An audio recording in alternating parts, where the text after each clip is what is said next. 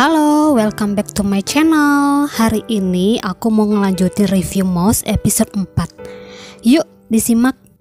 Tapi sebelum itu jangan lupa di subscribe ya, buat aku makin semangat nge-reviewnya.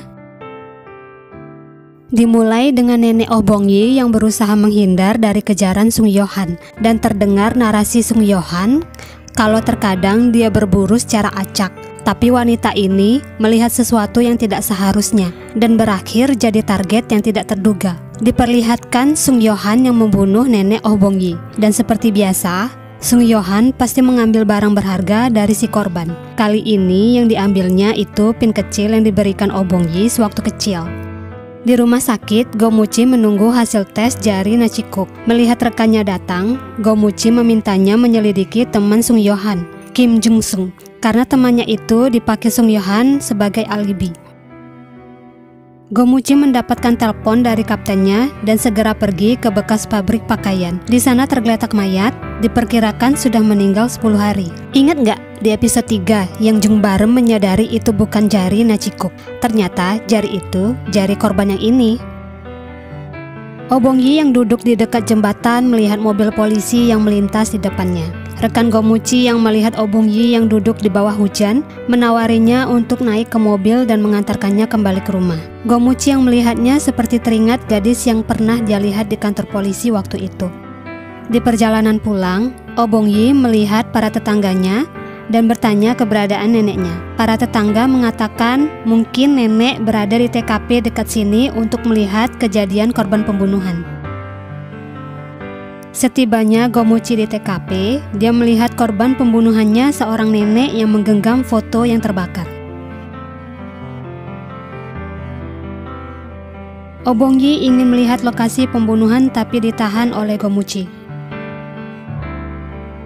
Oh Bong-yi terkejut saat melihat korban itu ternyata neneknya.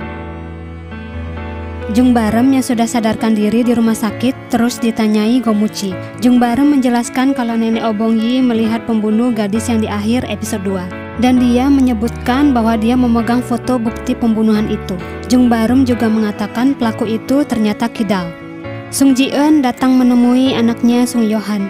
Saat ingin bersih-bersih, malah menemukan baju yang ada bercak darah di keranjang. Sung Ji-eun yang melihatnya bersikap seolah tidak terjadi apa-apa. Di perjalanan pulang, di mobil, Sung Ji-eun mendengar berita kematian nenek Oh Bong-yi. Sung Ji-eun merasa sangat terpukul dan merasa bersalah, sehingga dia merasa bahwa tidak seharusnya dia melahirkan seorang monster.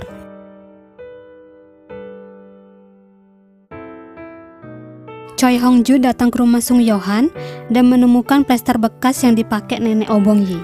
Tapi dia pikir itu punya Sung Yo-han.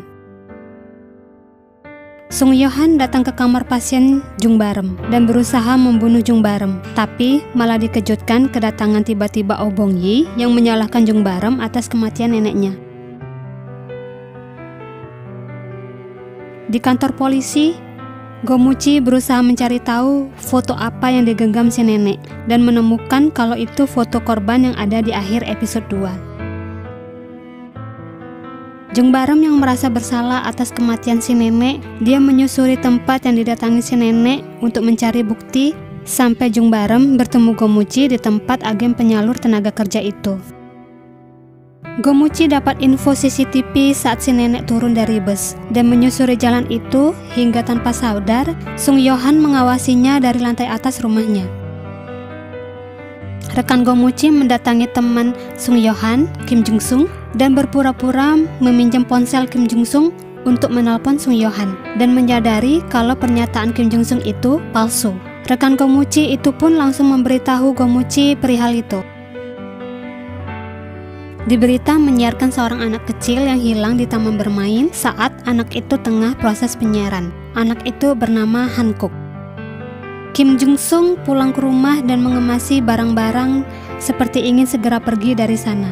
Dia menyalakan TV dan melihat Go Mu-chi yang memberikan pernyataan ke media kalau para korban telah menjadi korban pembunuhan berantai dan kasusnya masih dalam penyelidikan. Dan saat itu ada seseorang yang tengah memperhatikannya. Di sisi lain, setelah pernyataan Gomuchi itu, secara tidak terduga Gomuchi mendapatkan telepon dari si pembunuh dan meminta Gomuchi menyelidiki kembali kenapa dia memilih gadis mahasiswa yang di episode 2 itu. Kalau Gomuchi tidak dapat jawabannya, maka dia akan membunuh seseorang sebelum acara berikutnya selesai. Ibu Hankook memberitahu polisi kalau penculik anaknya menelpon dan meminta tebusan. Gomuchi yang berada di sana merasa keanehan akan kalimat yang diucapkan si penculik dan berpikir, apa mungkin korban selanjutnya Hankook. Gomuchi pun mengadakan rapat dengan komisaris kepolisian dan stasiun TV untuk meminta memunculkan dia agar bisa menyelamatkan Hankook dan minta semuanya kerjasama. Tanpa disadari, ada anggota polisi yang mencari informasi itu secara diam-diam dan mengkopi rekaman suara pembunuh dari kantor Choi Hong-joo.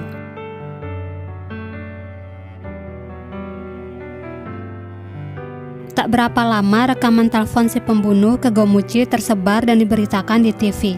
Sontak berita itu jadi topik terpanas di masyarakat yang akhirnya membuat upaya Gomuchi mengungkap alasan si pembunuh dan penculikan Hankook dibatalkan komisaris kepolisian.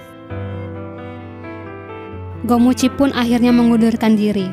Tapi proses penyelidikan yang dilakukannya berpindah tempat ke rumah Jung Barem. Choi Hong-joo yang melihat foto Jung Barem mengingat kalau dia orang pertama yang diwawancarainya saat SMA. Saat disinggung orang yang diselamatkan oleh Jung Barem dulu, malah langsung dialihkan oleh Choi Hong-joo. Kenapa bisa gitu ya? Apa ada hubungannya dengan Sung Yo-han? Sung Yo-han mencari tahu alamat rumah Jung Barem. Sung Yo-han berdiri di dekat rumah Jung Barem dan terkejut saat melihat Choi Hong-joo keluar dari rumah Jung Barem bersama Gomuchi dan yang lainnya. Sudah beberapa hari mereka mencari tahu tapi belum membuahkan hasil. Akhirnya acara yang ditunggu-tunggu ditayangkan juga. Baru saja acara disiarkan, polisi mendapati Kim Jung Sung tewas di rumahnya dengan jari yang menunjuk ke arah salib. Diperkirakan tewas sudah 4 hari. Rekan Gomuchi terkejut saat menemukan fakta kalau Kim Jung Sung tewas saat Gomuchi mengumumkan penyelidikan para korban di tanggal 28 pukul 8:10 malam. Kembali ke acara Choi Hong-joo, Gomuchi mengatakan kalau dia tahu alasan si pembunuh memilih korban. Gomuchi pun menantang si pembunuh untuk memastikan kalau Hankook masih hidup. Sung Yo-han segera menuju ruang bawah tanahnya. Saat pintu dibuka, ada Hankook yang duduk di sana. Tapi loh kok malah si Jung Barem yang muncul di tempat Hankook disekap ya? Rumah itu kan rumah Sung Yo-han. Apa mungkin Jung Barem kerja sama Sung Yo-han? Secara mereka berdua sama-sama punya gen psikopat. Mungkin di episode kelima akan terlihat seperti apa sih kejadian yang sebenarnya.